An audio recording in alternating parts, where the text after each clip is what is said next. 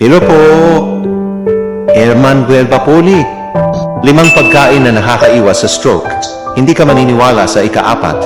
Una, bawang. Likas na pampababa ng presyo na tumutulong maiwasan ang pamumuo ng bara sa mga ugat. Kaya mas maayos ang daloy ng dugo papunta sa puso at utak. Pangalawa, malunggay. Sagana sa antioxidants at nakakatulong magtanggal ng mga toxin sa katawan.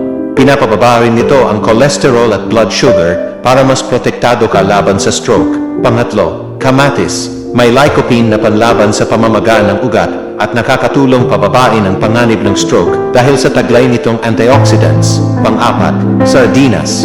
Puno ng omega-3 fatty acids na tumutulong palakasin ang puso, bawasan ang inflammation at iwasan ang pagbabara ng ugat. Pang-5, saging. Mataas sa potassium na tumutulong panatilihing normal ang presyo ng dugo at balancing electrolytes. I-follow mo ako para sa mas malusog na katawan.